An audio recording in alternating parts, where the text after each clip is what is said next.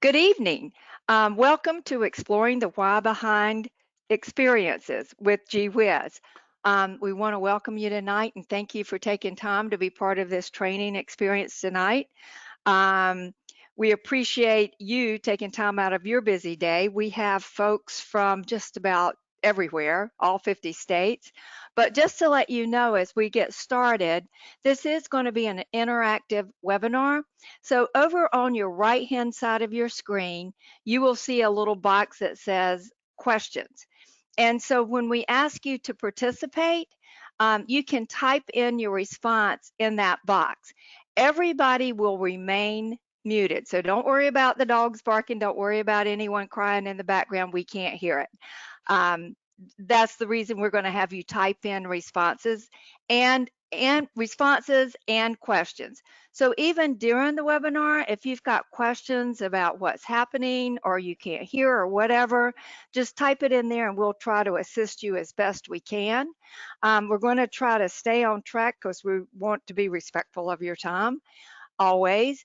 Beth Smith is going to be our trainer tonight, and so we're going to get started very quickly, and I'm going to turn it over to Beth now. Beth? Good evening, everyone. Thanks so much, like Sherry said, for taking time out of your busy day. We know that your days start early and go late, so we appreciate the time you're spending with us. This webinar, Exploring the Why Behind Experiences, is designed to help you learn more about all the many developmental areas you can address, and you probably already are, during the course of your day. Like Sherry said, this is a very interactive webinar. The more you participate, the better, because it's just great when everyone shares their ideas. We have a very large group, so we won't be able to read off all of the suggestions and all of the ideas, but we will try to get to as many as we possibly can as we go through the webinar. You will see a handout to the right, which is a PDF of this slide presentation. So if you want to, you can download that and then you can print it out. It's just the slide deck that I'm going to go through right now. We'll start with that, and then we're going to do some exploring on our website. I want to show you some things there about how we address the why behind experiences with Gee Whiz, because I know in looking at the registration list, we have a lot of customers on here, and we have a lot of those of you who are not customers and may not know a lot about Gee Whiz. So with that, let's get started. All right, so finger painting is one of my favorite experiences to do, not just when I was teaching, but also with my own children. Even though it's messy, it is so much fun. So we're going to start by testing out your knowledge of the question box that Sherry just described. And I want you to answer this question of why would you plan this experience, which is finger painting? In other words, why would you do it? What would your goal be? What areas of development would you want to address? Type your ideas in the question box. Sherry will unmute herself and she'll read some of them and we'll move on. So just take your time, and I know it'll take a few minutes for you to get your thoughts together. Sensory expression. It's a great sensory activity along with learning colors, sensory expression, fine motor skills, sensory enrichment, fine motor exploration, sensory activity, fine motor colors and shapes. Because it's messy, and messy is super fun. That's a great answer. Putting words and language to hand movements with the paint. Everybody's getting that Awesome. sensory. Art experience with colors. Let's see. For the children to use their hands in sensory expression and body parts. So those are all great answers. Absolutely. You guys are right on target, and I love how many of you shared your ideas. One Awesome. more, Beth. I got to share this one. This one's great. Messy play is a good way to practice self-regulation. That's a great answer. That is true. That is so true. All right, awesome. Okay, so why is the why important? I mean, this is really what the basis of this webinar is going to be about. First bullet point, research indicates that the strongest connection between the beneficial results of children involves what teachers teach and how they teach it. So in other words, children need to have that connection. You need to have that connection. So one of the most important things that you hopefully will walk away from this webinar as a basic knowledge is just to ask yourself when you're planning experiences the why behind it. And if you can't answer that question, if you can't answer why am I planning this, then you need to think long and hard about, well, should you be doing it? Because there needs to be a goal. There needs to be something that you are planning, the skills you're planning to address, the areas you're planning to address, that needs to be behind everything that you do. And that then will tie in nicely with assessment, right? So going back to the finger painting, someone mentioned fine motor skills. Exactly. So if you need to evaluate children on fine motor control, then that would be a time when you could do that in a non-obtrusive, very meaningful way. It also helps you individualize. I had a child who did not like sticky fingers, and yet for some reason she loved to finger paint. Go figure. But the minute she was done, it was before she was verbal, she put her hands in the air and go, I'm sure you've had that happen. So it helps you individualize experiences for children when you are basing them on the why. And it makes it meaningful again, because you want the things that you do with the children to be meaningful. Learning should be meaningful. So that's kind of the logistics behind the why. So how do you do that? How do you figure out what the why is? Well, first and foremost, like I said, what are your goals, right?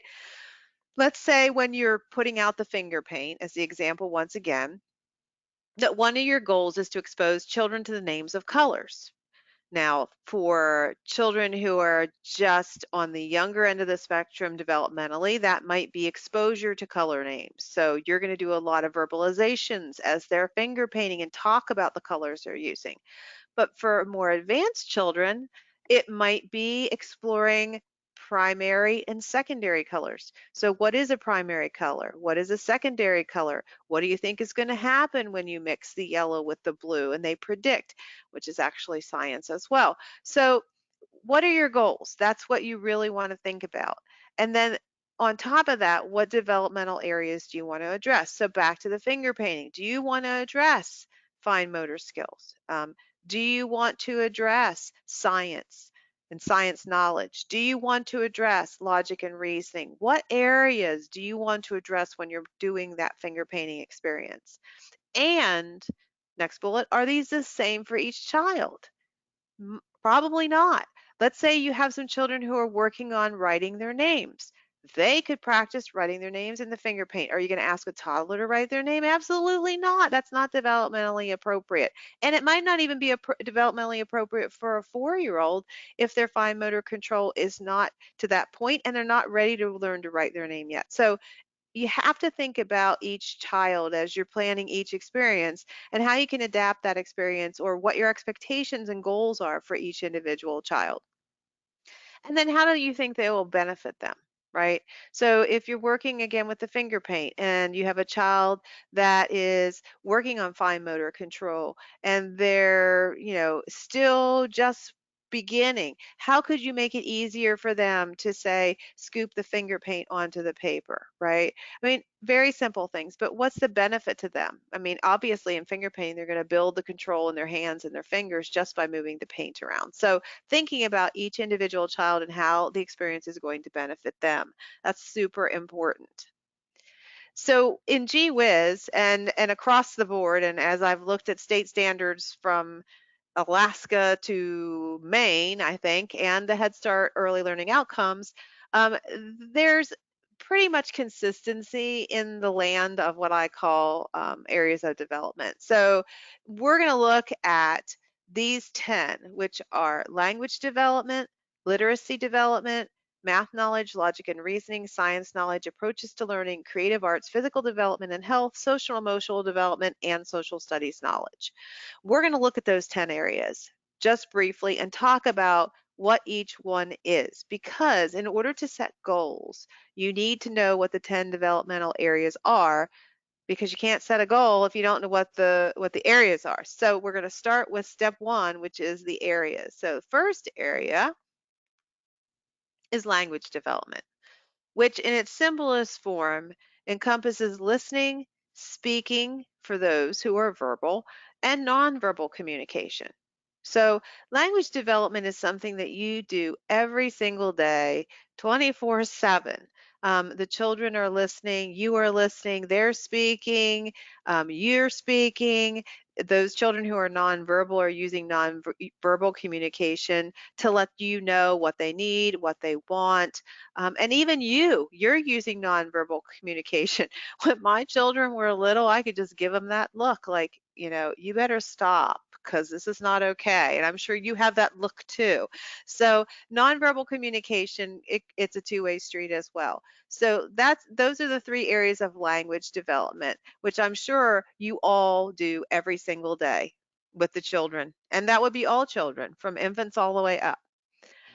So what is literacy knowledge? This is a second area of development. This is phonological awareness. This would be letter sounds, ability to identify letters, but for even very young children, appreciation of books and how books are handled, and that when you hold a book, how you turn the pages, concepts about print falls in that realm as well, and beginning writing.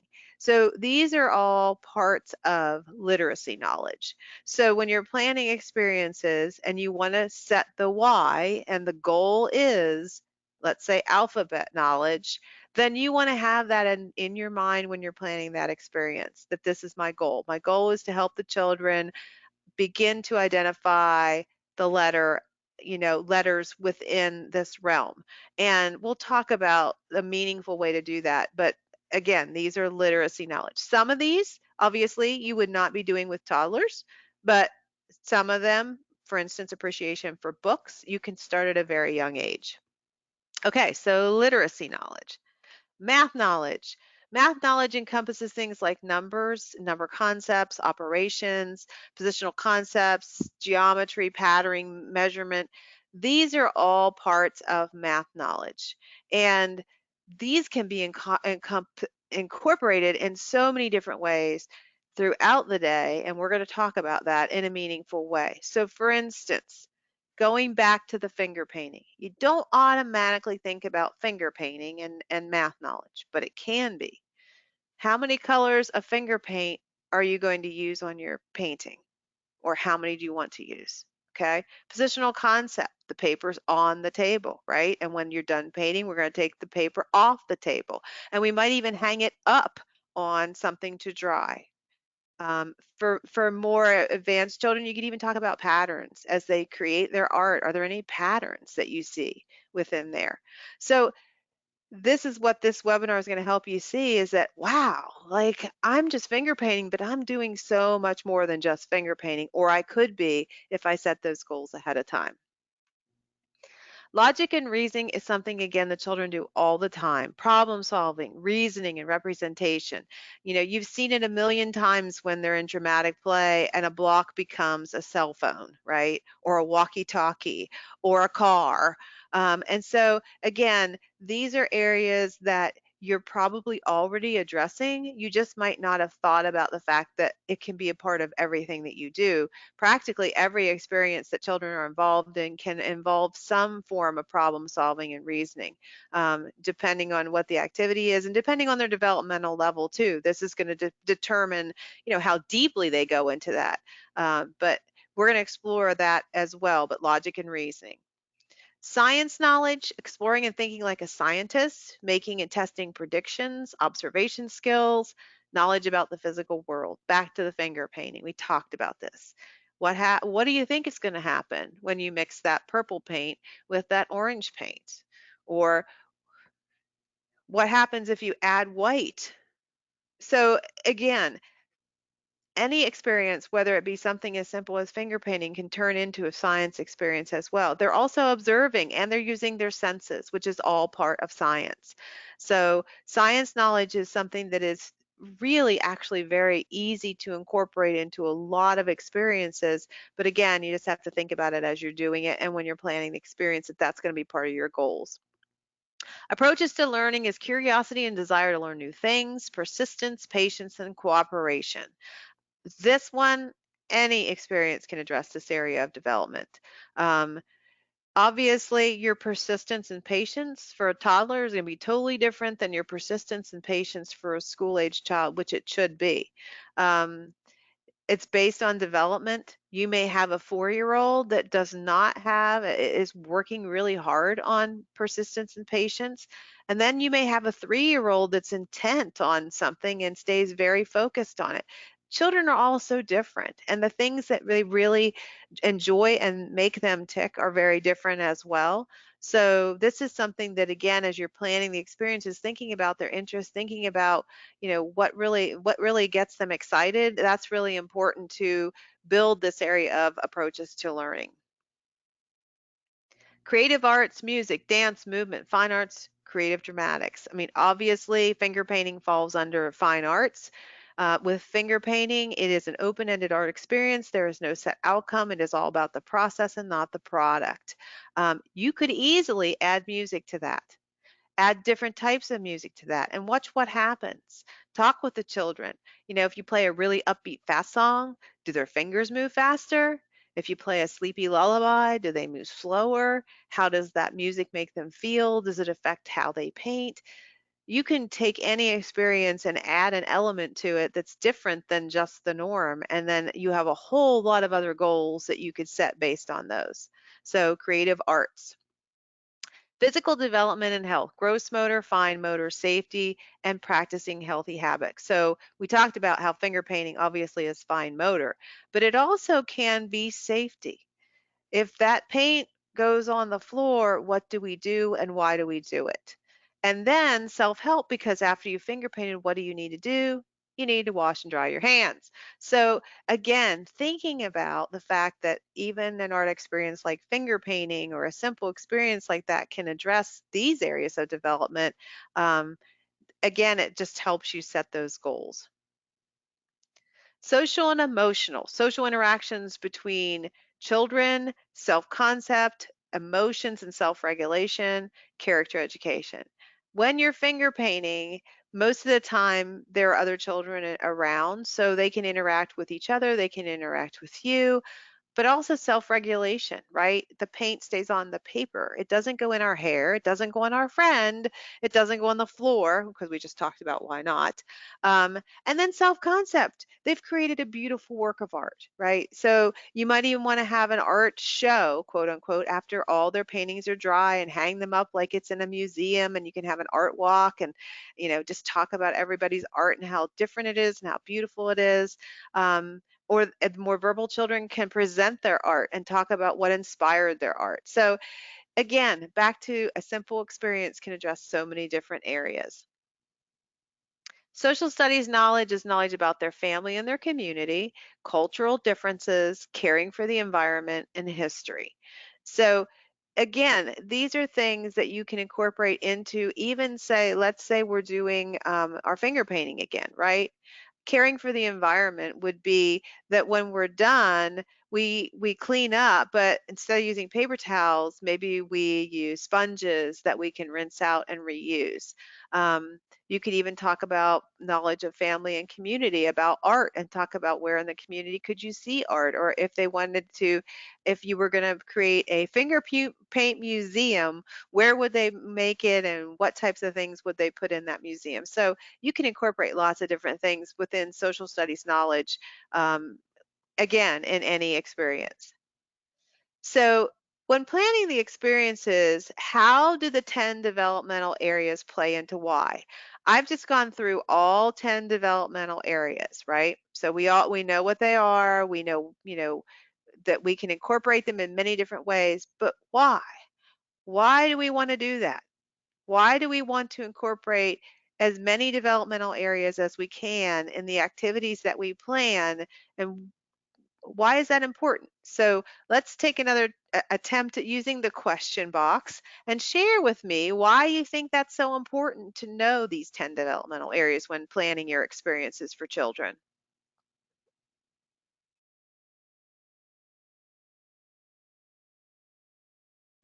Okay. Assessment. Yeah, that's a Yep. great answer. In order to develop the whole child and to meet their developmental needs across the board. Yep. coming back to assessment.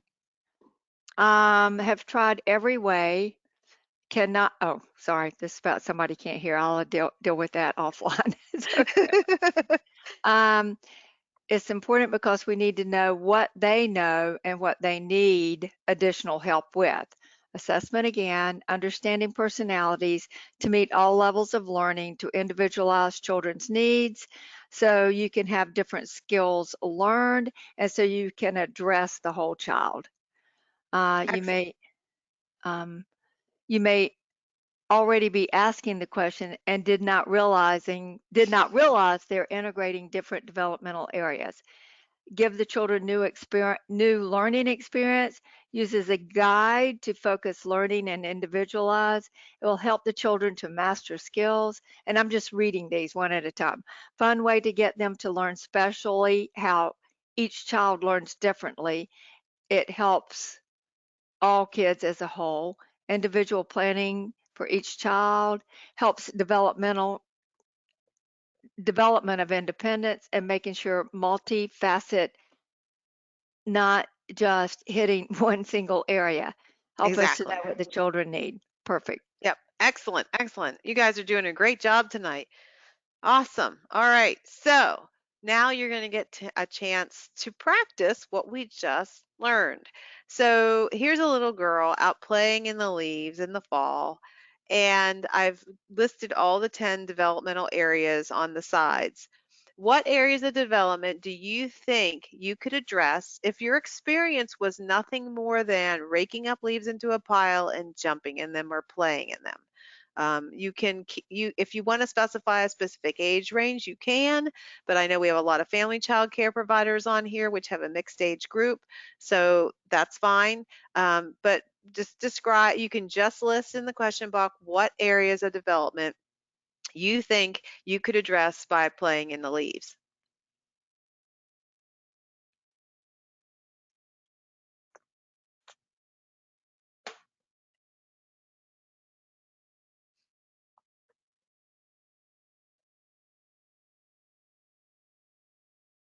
I'm so sorry. I was reading this and I was still on mute. I'm so sorry. Let me back up. I'll go back to the beginning.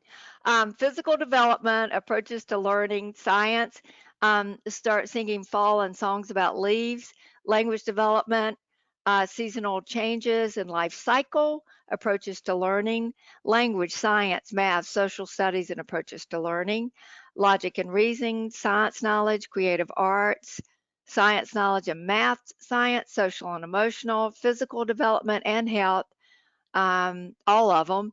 I feel like the developmental areas can be used with all ages. Art, literacy, what letter does the leaves start with? Books, and start with books about leaves. Science knowledge, physical development, and actually all of them. Sound discrimination. So all those are great. Excellent. All right. Well, let's see. Here's a couple I came up with, just a few. So, language development, you could build both receptive and expressive language skills as well as vocabulary by asking questions like, what do you like about playing in the leaves? Obviously, for more verbal children. Science, talk about using the senses to explore how the leaves feel, how they smell, how they sound. Obviously, we're not going to talk about how they taste. Math knowledge, comparing, contrasting. How are the leaves the same? How are they different? Counting skills. Can you make a set of 3 leaves, 4 leaves, 10 leaves, 20 leaves? How many leaves do you think were on that tree? That's a great open-ended question for your more advanced children to look up at a tree and say how many leaves they think are on there. Social studies knowledge, sharing information about family. Do you have any trees in your yard that have red leaves, orange leaves, yellow leaves? Do you rake the leaves? Do you blow the leaves with a blower? Who in our community could tie that in? Helps to clean up the leaves when they fall. Approaches to learning working together. How big do you think the pile of leaves will get if we work together to make it, as opposed to each making our own? So just some ideas of activities that or areas within that one activity of playing in the leaves that you could address. All right, we're going to try it again. Here we have a little guy playing with some blocks, colorful wooden blocks. The 10 areas are on each side. Now, what areas do you believe you could address as this child plays with blocks?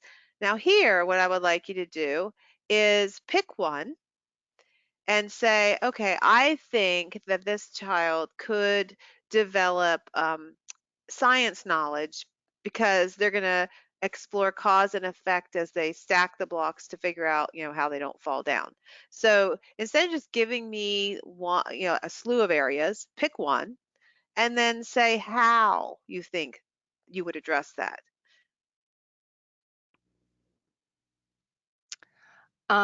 Math knowledge, counting and sorting. Math knowledge, exploring shapes and sizes. Math, counting the blocks, talking about colors and shapes. Logic and reason to see how they can make the structure they are trying to make. Social studies, build buildings in your community. Math, counting, sorting, and shapes. Language, color, shape, etc., and given details about the blocks. Hmm. I think math would be a good counting and color with colors and shapes. Um, Math knowledge because he can count and learn shapes at the same time. Language development, saying what he is building and talking about and talking through where he is putting more blocks on. And if it falls, maybe saying, why did it fall? Hmm. Um, Yep. Science, engineering, and making buildings. Language, talking about the colors, um, about what we make, colors and sizes. Creative arts by using patterns. Approaches to learning, stacking, sorting, cause and effect. Creative arts, we got so many great responses. Creative arts, painting with the shapes, tracing with the shapes, sorting colors. Um, Positional concepts, on and off. Language, talking about the designs on the blocks. Language, getting the kids time to tell you colors and shapes. Social and emotional, social building with friends or beside a friend. Hold on. Beside a friend and share blocks and compare the rest. So sharing during Hmm. that. Emotional, Hmm. how do we feel when this is done and when it falls in math? Those are great responses. Awesome. Awesome. I see that the light bulbs are coming on. You guys are doing a great job. All right. Oops, sorry, I hit the wrong button. All right. So now we're going to try it with a different twist. That was great what you just came up with the blocks. All right, so now what we're going to do is instead of you seeing a child engage in an experience, we're going to take it a step further to what you do on a daily basis when you're planning experiences. At GWiz, when we write experiences, one of the things we do is we keep in mind that you are, especially those of you on the webinar tonight, most of which are family childcare, are in a home. So you don't have a lot of fancy materials at your fingertips. So we try to use things you'd have around the home. And paper plates are one of those. I always seem to have an assortment of paper plates left over from birthday parties or picnics or whatnot. So here I have an assortment. You could obviously think of other paper plates that you might have as you do this. But what I want you to do is I want you to plan an experience using these paper plates. But I don't just want to hear, okay, we would, put the plates on our head and dance. I want to hear why. I want to hear what developmental areas you would address. So you might say, we're going to put the paper plates on our head and dance, and that would address these areas of developmental areas. So in other words, tell me briefly what your experience is that you're planning, and then what areas of development that would address. Does that make sense? You can have some time. It's okay. Yeah, yeah. The great thing is Beth's got the 10 developmental areas right there around the slide. So this And was taking a little bit longer. challenge yourself to pick areas that you might not think you do enough of. So let's say you think maybe I don't know that I do enough science knowledge, or I don't know that I do enough math knowledge, or whatever that area is. Challenge yourself to think about how you could use these plates to incorporate that area as well as some others. Okay, we have a response. social and emotional development to draw how each child is feeling on that day, which I'm assuming that you're meaning on the plate, which is On the great. plate. Yeah. Yep. Yeah. Physical fitness, teaching them to exercise with them.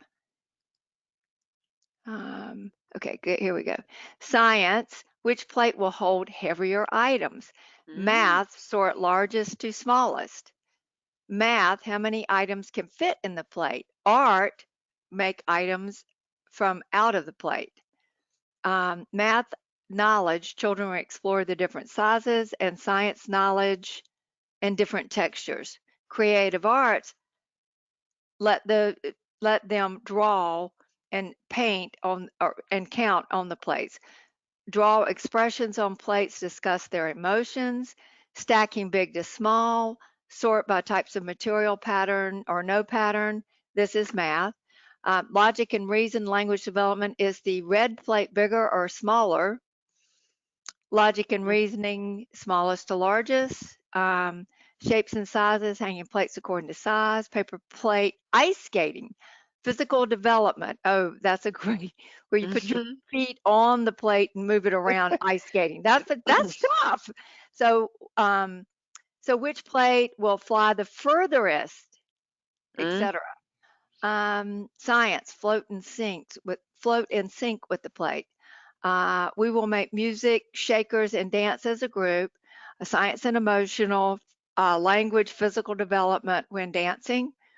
Math, knowledge, physical development, and approaches to learning. Okay.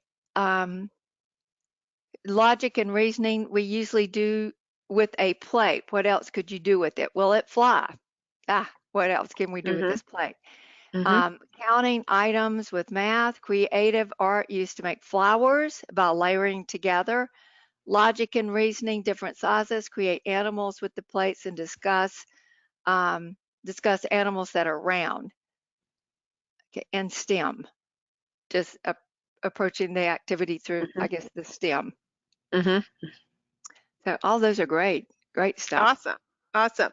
So what I want you to do is as you're thinking about, there's some wonderful experiences that you guys came up with. I remember the one about I'm looking here at the red plastic plate, thinking about the sink and float experience.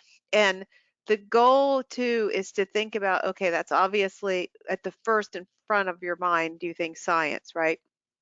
We're going to put things on and see how what happens. Does it float? Well, actually, you put the plate in. Does it float or sink itself? But then take that a step further and think about, okay, it is science, but it's much, much more than just science, right? Because we could then have some plastic blocks because they're, can go in the water, and we could see how many blocks it takes before that plate will sink, or will it not sink at all? And we can make predictions, which is obviously logic and reasoning. We could even tie, of course, language development because we're going to ask a lot of open-ended questions and have back and forth going on. How long they stay involved in that experience, how long they stay testing to see what happens is approaches to learning. We could then even get into physical development and health, obviously, because there's fine motor control as you put the blocks on the plate. Social emotional, because we're engaged with others. We also need to demonstrate self-regulation, that if things don't go the way we want them to, we don't throw the plate, we don't dump the water, and we don't throw the bricks. Social studies, as they're experimenting with the plastic plates, talking about when maybe their family had a picnic, or that do they use plastic plates at home? When have they used plastic plates? If we wanted to buy plastic plates in our community, where would we go to get them? And you could even, if there's a logo stamped on the back, which my guess is that might be a Solo plastic plate, you could flip it over and tie in some literacy and look at the branding on the back and talk about what is that? What does that mean? What does it say? Your more advanced children could even identify some of the letters. So the goal here is to think about how initially it might seem like we're going to just do this as science, but it's really not just science. There's so many other areas of development that you can tie into that one experience and hit on so many other developmental areas, which will then make your assessment process more meaningful and much easier for you because you are hitting on all these different areas within one experience. Does that make sense? Anybody have any questions about what I'm trying to get at there? Because it does take you thinking a little bit outside of the, we get so compartmentalized sometimes thinking, oh, this is art, this is science, this is language, this is math, but really it's so much more than that. Any questions, any comments so far? I'm getting a lot of yeses. Yes, yes, no questions for me. So that's great. Yes, it makes perfect sense. That's a good thing. I ask my children that. Well, they're not really children anymore at 19 and 22, but I still ask that question. Does that make sense? In other words, I'm asking, are you with me on this? Okay, great. All right. So, any additional questions? Because what I'm going to do next is I'm going to close out the PowerPoint. Do not panic. Like I said, the handout is right there. I'm going to show you when I go to my website where the recording of this is going to be posted, as well as this handout. But any additional questions so far about the 10 developmental areas, what we just went through in the PowerPoint, anything I can answer before we move on? I'm just getting some good feedback and that they're loving the ideas and sharing the ideas with each other. So that's always that's a good thing. We always learn from each other. Absolutely. So Absolutely. And it makes it challenging in the world as it's been for the past year when, there's not a lot of live, meetings or conferences to attend. I just feel like it's so important for everybody to have the opportunity to share. And so that's why I like doing these as very interactive. Okay, bear with me 1 second while I close this out and put that down there and go over here. Okay, so what I've done right now is I've gone to our website, which for those of you who are not familiar with GWiz is simply gwizeducation.com. Um, because what I want to show you is how we do this, okay? For those of you who are customers, it will help you to better understand the thought processes that go behind our lesson plans. For those of you who are not active customers or current customers now, it would just give you a better idea that hopefully then if you want to think about how you structure your own lesson plans, you can maybe twist them up a little bit and add some of these ideas into them. And also, I'm going to talk a little bit about our free trial for those of you who are not customers currently. If you want to just see how this works for you, we do have that option. So what I'm going to do is I'm going to go into, I'm going to log in as I would if I was a customer. Now, of course, I am um, now let's see if I can remember my login. I'm not a customer, not a paying customer, obviously, but this is what a customer would do. Everything GWiz does is digital, meaning everything that we produce, our units, our lesson plans, our components live on our website. So what I just did was log in, and that's all you do. It's not like some of these curriculums where you have to wait for it to come in the mail, or you decide what to print, you decide what to view on the computer. So anyway, what I want to do is I want to show you how we do that in our unit. So what I'm going to do is go into, oh, let's see which one. How about messy and fun? That's one of our March units. Our March units are currently available. Those of you who are customers should have received an email. They will be removed soon, but they will be up for another day or so. So if you haven't downloaded them, please be sure to do that. For those of you who are non-customers, everything that we do stays up for 45 days on our website, and then it's removed to make way for new things. So I'm going to open up our messy and fun unit. And you'll notice there's English and Spanish files.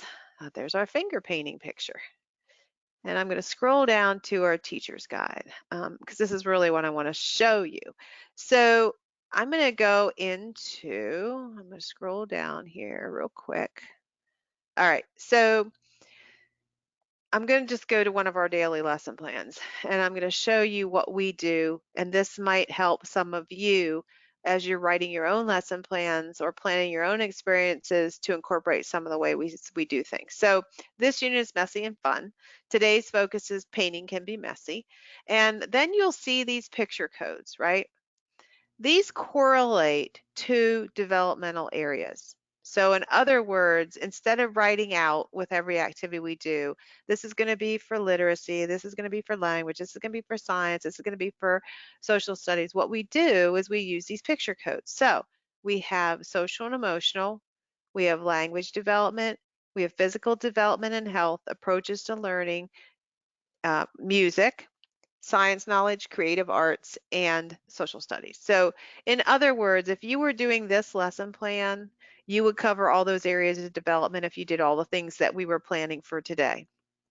Um, so when you scroll down, you'll see this is like we call our group time exploring together because we used to call it circle time, but it's really not a time when you as the provider are necessarily talking. It's more a time when you're facilitating an exploration of a new idea. And in this case, it's messy art because today's focus is painting can be messy, which it can be. So when you do this experience, you'll see these picture codes again. So language development, social and emotional, music, physical development and health, logic and reasoning, science, creative arts, social studies, and approaches to learning. All right. Then what we do in this first bullet is we talk a little bit about some of our goals, right? But then as you do the experience, what you will see is that you're going to address all these different areas of development. So obviously, it's an experience where there's going to be a lot of back and forth communication, hence these open-ended questions over here. That's language development, all right? It's a group experience, so it's social and emotional. The children are going to be interacting with you. They're going to be interacting with each other. We're going to be singing an action song, which is going to require some self-regulation. Song, music, physical development and health. They're going to be acting out the song. They're also using right here a bag that they're going to peek into, and you're going to give them clues, and then they're going to reach in the bag and pull the things out and find painting tools and paint. Logic and reasoning, again, we're going to be asking questions that are going to get them to think, get them to problem solve. Science, we're going to talk about, we're going to use life senses as we're exploring the items in the bag. We're also going to be talking about paint and its sensory component. Social studies, we're talking about an artist in this part of the unit, and we even have an extension down here about an artist at work so they can see what it means to be an artist, which is part of the community. And then, of course, approaches to learning, which is cooperation, persistence, patience. So what I want you to see is mainly here how you could use a tool, and they don't have to be these, but if you're a GWIZ customer, you know why those are there, to help you address multiple developmental areas in one experience. So in this one, you're addressing, let's see, 1, 2, 3, 4, 5, 6, 7, 8, 9. 9 areas of development in one experience, okay? And so that's the goal, right? The goal is to address as many areas as you can in each experience you plan, because what that does is it helps you set the goals for the areas that you are going to be eventually assessing or areas you're hoping that the children will develop.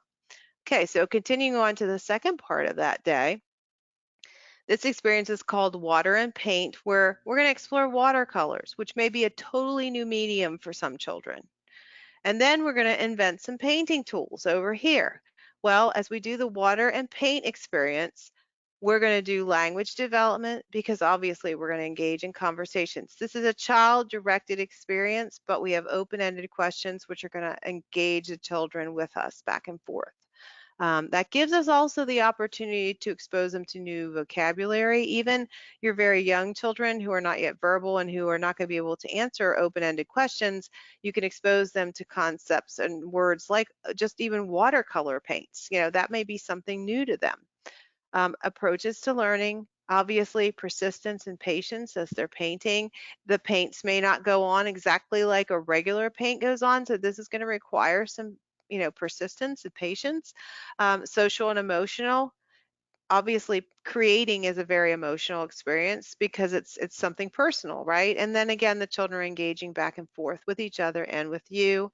Creative arts, obviously painting, logic and reasoning. Using the watercolor paints will require some logic and reasoning because it might be a new type of paint. It's not like the kind of paint you dip it in the paint container and you put it on your paper. You have to put water on it and swirl it around a little bit. So it's a new experience. That ties in with science. You're using your senses. More advanced children can predict, what's going to happen if they use too much water, not enough water, what happens when the paints mix. Again, you can talk about colors. And then, of course, fine motor control. Um, we give some different adaptations for this experience based on different developmental levels, and that's something that you can do too as you're planning the experiences.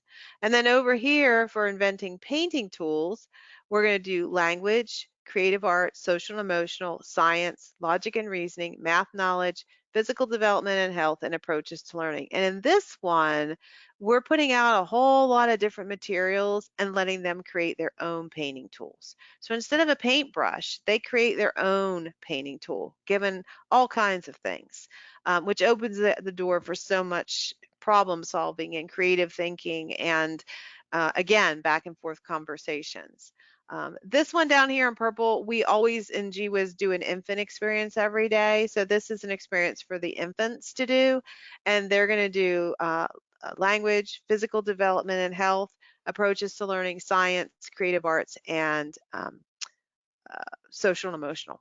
So the reason I'm showing you this, and we're going to do some practicing here, is again, the goal is to plan an experience that is going to address multiple and know what areas you're going to, incorporate within that one experience, as many as you can. And then also, as is done here, adapt them for different developmental levels. We have toddlers 2s, 3s, but that's developmentally toddler 2, 3. You can, as you know well, have a toddler who is more developmentally a 2. You could have a 3-year-old who's more developmentally a toddler, and it could be in just specific areas too. So what I want to do now is, because this day that we're looking at right now is focused on painting, all right, as a messy activity, I would like you to come up with an experience that's, let's say you're working on this unit right now and you're doing messy as fun with your children, and today was, the day that, or tomorrow is the day you're going to explore painting as a messy activity. I mean, obviously, I've given you 4 right now, ideas of things you could do, but I want you to come up with something. I want you to come up with an experience that you could do with the children related to painting, and then see how many different developmental areas you can address. So you can type what your experience would be, and you don't have to go into great detail, but you would give me like your top 3 areas you would address. So you could say, I'm going to do X, and the top 3 areas I hope to address are X, Y, and Z. And you can type that in the question box.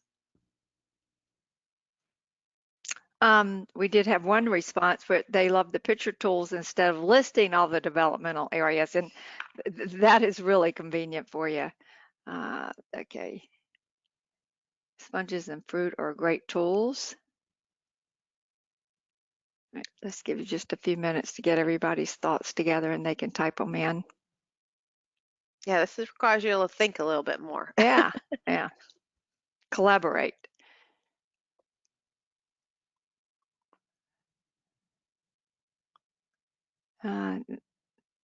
Nothing yet, but also realize that everybody's getting tired. Right.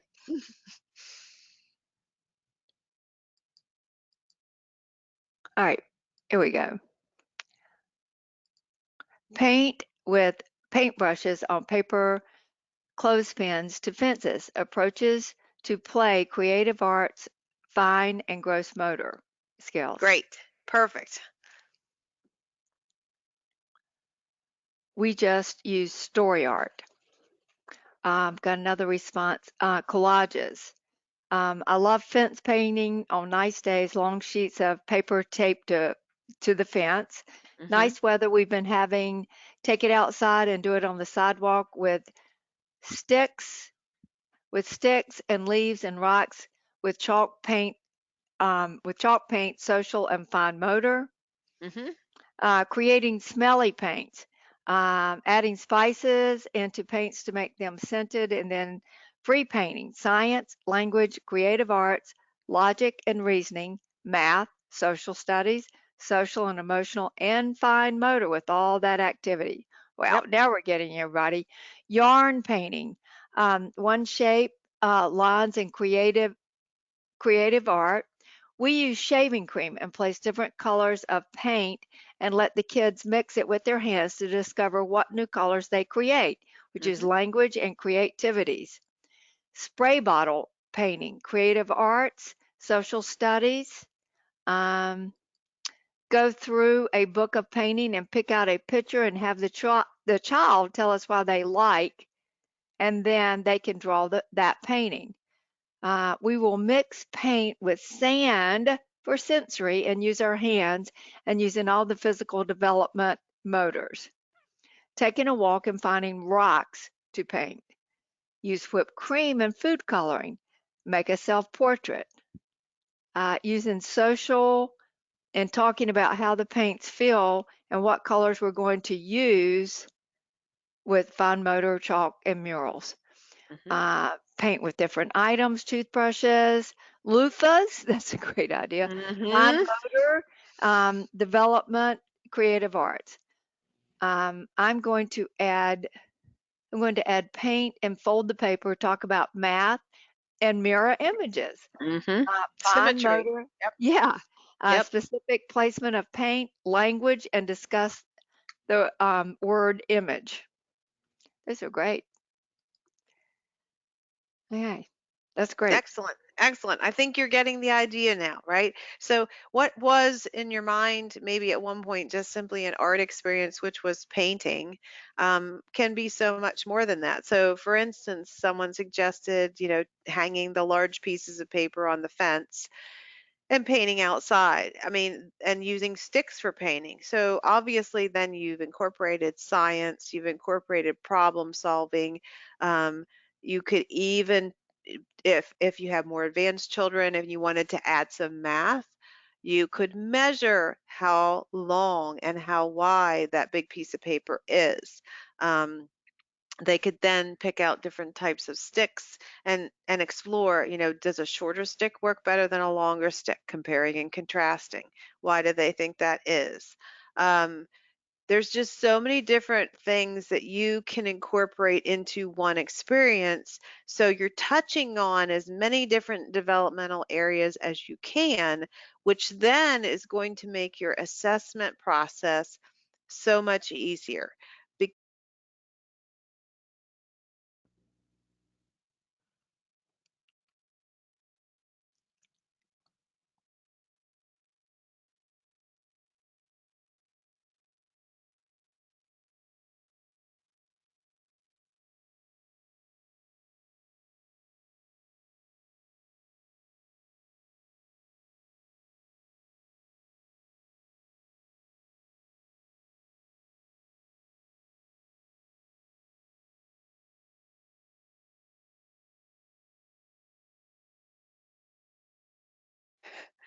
I'm not sure what happened there. But you know what? Somehow I think we got us muted. So Beth, can you backtrack just for a minute? Yes, what I was saying. Sorry about that, everyone. Technology is great, except when it's not. I Um, know.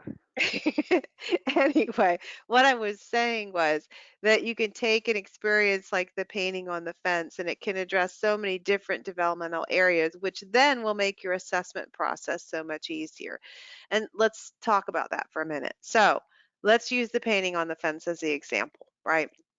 And let's say that one of the areas of development that you need to evaluate the children on, obviously, is fine motor control, all right, and their ability to, say, grasp a paintbrush. Perfect time to evaluate that skill. It's an open-ended art experience for the children. They're going to engage with it when they want. You can just step back and watch and observe what is going on, record an anecdotal note, do a video if you're doing a video. Let's say you need to evaluate a child's understanding of colors, right? Now will be the perfect time to do that. Open-ended questions. Tell me about the colors you chose to use in your painting. Obviously, they're going to have to name them to do that, but they don't realize that you're assessing them in any way, shape, or form. You're just asking a question, right? Talking about the shape of the paper. Is it a square? Is it a rectangle? What shape is that paper you're painting on? Again, you're just engaging them in a conversation. It's not like you're sitting them down at a at a table and doing a formal assessment. It's just part of the experience itself. So the goal is when you incorporate as many developmental areas as you can also at the same time assess many different developmental areas. And it's a meaningful way to do that. Okay. So let's take a look at a day in this messy unit. I'm not even sure what's coming up next, but we'll see. Chalk. Chalk can be messy. So these experiences are all related to chalk. Now, chalk may be an entirely new experience for some children. I know some of you just mentioned it a minute ago. We're going to skip the chalk because it's a lot like the paint, because I know this gets into some other messy fun. I just wrote this one so long ago that I can't remember all the messy fun that is in here. So let's see what comes next. Let's see. Ah, this is a good one. Cooking can be messy, especially at my house, and especially if it involves flour. It seems to go everywhere. Or powdered sugar for that matter. So in our experiences, I'm not going to do the exploring together, which is the group experience, but I'm going to go to the next page, which is the small group experiences. And this one we're making muffins, and then we're writing in breadcrumbs and cornstarch. The muffin one, obviously, given COVID, may or may not be something that you are currently allowed to do, but if you can cook with the children, cooking is such a wonderful experience and it incorporates so many different developmental areas. This one is social and emotional, physical, literacy, because you're obviously going to have to read that recipe, um, math, you're going to have to measure, science, social studies, logic and reasoning, approaches to learning, and language. All right, so again, a lot of developmental areas in a simple cooking experience. Then we have writing in breadcrumbs and cornstarch, where they're going to compare what it feels like and what it is like to quote unquote write. Now, again, keeping in mind that writing for a toddler is just simply moving their fingers around, right? That's a beginning stage of writing. But more advanced children, they can actually practice, for instance, writing their names, or if they're working on a specific um, part of their name. Some children, when they're just beginning to write, it's just getting that first letter down, right, when they're beginning to learn to write. So anyway, writing in cornstarch and cornmeal, and then we have a cornstarch fun activity for infants as well. So what I want you to do now is thinking about cooking and what you know about cooking and how cooking can be a very messy experience. And I want you to do what you just did, because you did such a good job where we talked about the paint. I want you to come up with something related to cooking. Could be baking, it could be pretend cooking, it could be water sand play cooking, you choose. But I want you to think about just what you did with the paint and an experience that you could plan, and then all the developmental areas you could observe and you could address in that one experience, and do exactly what you did before. Just share, briefly what the experience would be, and then the top three developmental areas, because obviously like this one over here is 8 different areas. You don't need to type out all 8. The goal is to get you started. You're going to find out very quickly that there's um, many that you could possibly do. And if there's an area again that you feel like maybe in your daily lesson plans and your experiences you plan, you just don't feel like you touch on enough, challenge yourself. Challenge yourself to come up with a cooking and something related to cooking being messy that can address that area that you might not normally address as much as you think you should. Because there's always that one area that we all feel like we just don't touch on as much as we should. Okay, Beth, I hate to disappoint you, but I've lost the question box and I do not know why. That happens. I mean, I've got the chat, but the question box has gone out of my control. Oh So I'm dear. so sorry. That's okay. Like you So, said, technology is great until it's not. Um, yeah. well, you can all just write it down or think it in your head what you would do, since we can't share right now currently. But anyway, what I want you to do is just think about how many different areas you can develop. That's the whole goal of this webinar has always been to really focus on the idea that there is maybe one focus that you think the experience is on, say it's science or art or math, but really, really, really it's much, much more than that. Um, so I guess I can't even really ask for questions if we don't have a question box. Sherry, can they type in the chat field or is that only for you to type in there? If they have the chat field on their screen, yes, they can, but I'm not sure that a lot of people have the chat bar on their screen. Mm. So I am so sorry. I don't know what happened. I mean, all of a sudden it was gone. So Hmm. the question field where you guys have been typing in your answers, which have been so wonderful. Um, Hold on, I'm just going to check that chat. If you do have the chat bar, you can type in there, but that I can't, I don't know if everybody's got that, the chat option. So don't know what happened. All of a sudden it was there and then it wasn't, the question poll. Well, maybe you just did so well that it just said, I'm tired and no more. Now we Could be. can try, if you want us to try to unmute you, and you have an idea that you want to share out loud, you can raise your hand and we can try to unmute you. Sometimes it works and sometimes it doesn't, but we were willing to give it a shot. So if there's someone out there that wants to share, or we'll be wrapping it up soon here anyway, if you have any questions or comments you'd like to share, if you want to raise your hand, we'll try that. We'll try unmuting and see if we can hear you. Yeah. Because we've got, if you've responded, you've got your little hand raised already, which I'm trying to bring those down so that I can see anyone new that comes up. Just love technology until it doesn't work. And then it's just very frustrating. All right, let's take all those. All right, now I think I've got all the hand raises out. So if anyone's got a question, they can click on raising their hand. And I'll see. Let's see. Let me just scroll through real quick. So we have quite a lot of attendees tonight. I don't see any hands raised.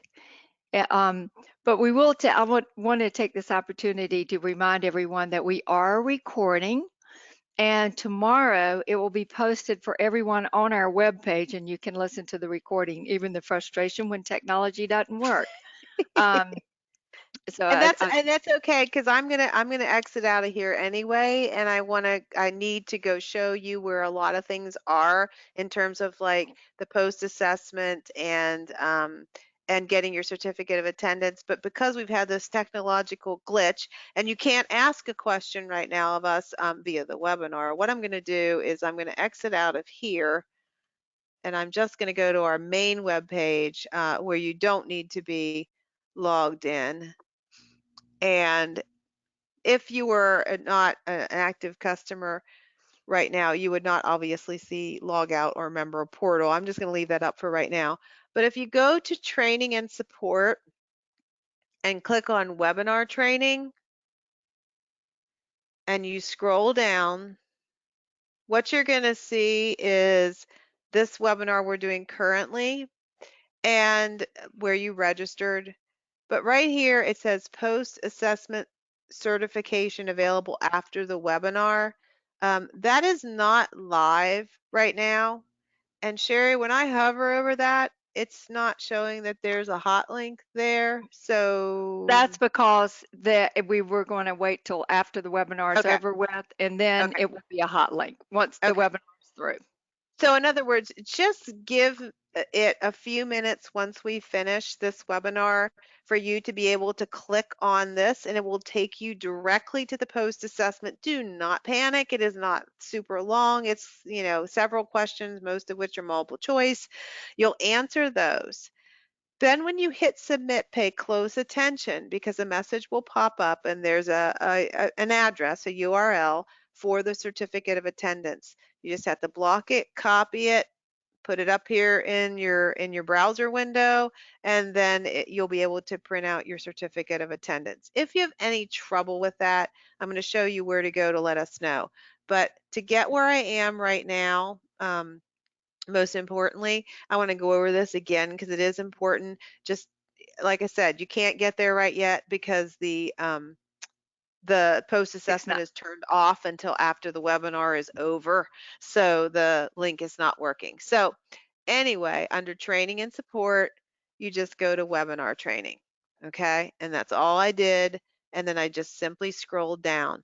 And I want to point out that below that, there's a lot of other webinars that we have recorded that you are welcome to watch, and then same process, complete the post assessment and do the certificate. So here's one we did about Gee Whiz.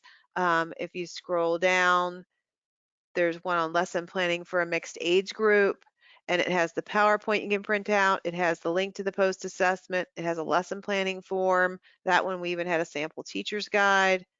We also have Making Math Meaningful, all about Gee Whiz. I think there's an introduction. They're slightly different. Connecting the dots for those of you who are customers is really important because it takes what we did tonight into a step further and connects it to assessment. So anyway, bottom line is there's a lot of other webinars. These are all free. You don't have to pay anything. And the recording, like Sherry said, will be right here once we post this. The registration button will go away and it'll be the link to watch the recording.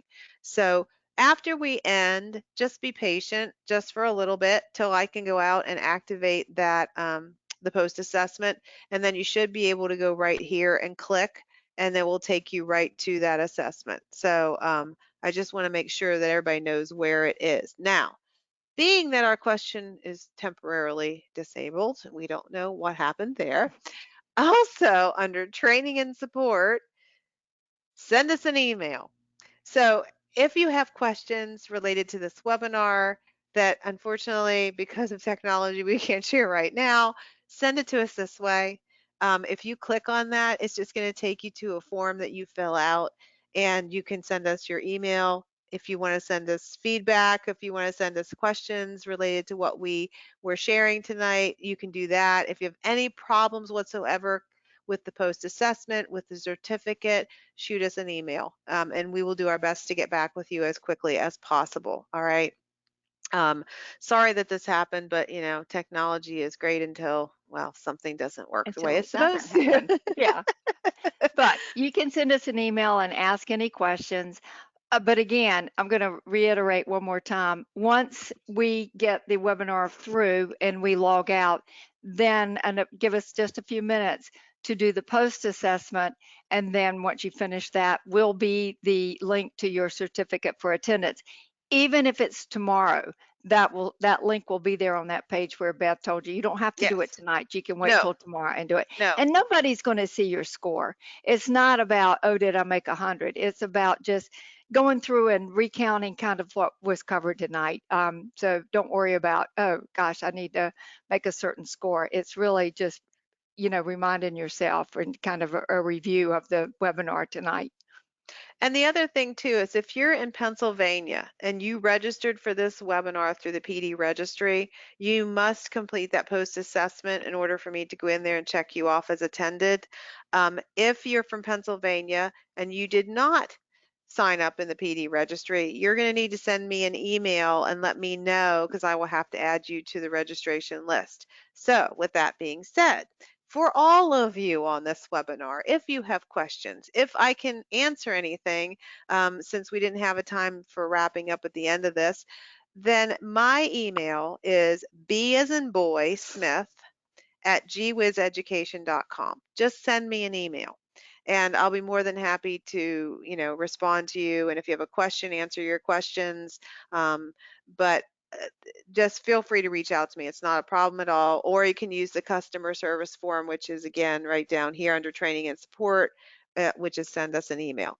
Now, for those of you who are not customers, if you're intrigued by the way we use the picture codes and how we do things and how we address the developmental areas, first and foremost, under that webinar training, I would highly recommend watching the Learning About GWiz webinar because we walk through all the different components, what they are, how they work, why we have them, or the All About GWiz is a good one as well.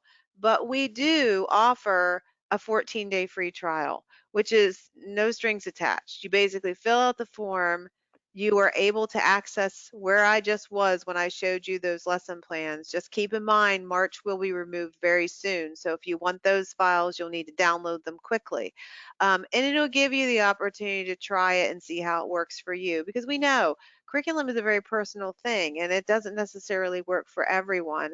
But we are tailored to family child care. We are tailored to a home setting. We know you have a mixed age group. So we would love it if you would just try it and see how you like it. And then if you're a customer and you're on this webinar, please let others know. Direct them to the free trial too. We love referrals and we would greatly appreciate you just spreading the word that GWiz is out there, even if it's just about our free training that we do. If you like this webinar, let others know so they can attend it as well. Because like Sherry said, the recording will be up, and there's a whole slew of other ones to choose from too. So with that said, sorry I can't answer any questions live and in person. If you do have a question, I will ask one more time. If you would like to raise your hand and we'll try to unmute you, we can attempt to do that to see if anybody has something they would like to share. And then at that point, we'll just wrap it up for the evening because I know it is getting late and everybody's getting tired. So one more time, if you have a question, you have a comment you want to share, raise your hand. We'll try to unmute you. We'd be happy to give it a whirl. Okay, just giving you just a few minutes to raise your hand if you would like. And you know you can do that up in the top right-hand corner with the little hand logo. Okay, Beth, I don't have any hands raised at this point. We apologize again. I have in the background, I'm trying to figure out what happened. All of a sudden it was gone. So go figure. Well, Don't know. and when you're using a technology like GoToWebinar, you never really know if it's something you did or something that happened on their end too. But like I said, my email again is B as in boy Smith@gwizeducation.com. You are more than welcome to reach out to me, or under the training and support tab, you can go to send us an email and reach out that way. Again, you'll get to the certificate link to do the post assessment and get the certificate under webinar training. Give us at least 5 minutes because Sherry needs to close out this webinar and start the And download the start. recording, and I need to go out and activate the post assessment. It won't take but a few minutes, but just be patient. Hopefully everything there will go smoothly tonight and it's not a gremlin in the system. Well, and also you have like a 4 or 5 question survey that should launch as soon as we end the webinar. If you'll just take just a few minutes to answer that, we'd appreciate it. It will help us in planning other webinars. But it should launch as soon as we end this webinar tonight. But again, thank you for all your patience and attendance and paying attention, because we can see the attention level and it's been very good. So again, thank you so much for being part of the webinar tonight. Yes, thank you so much. I hope you learned something. Again, reach out if you have questions, comments, feedback. We'd love to hear from you. And everybody stay safe and have a great night. Bye. Night.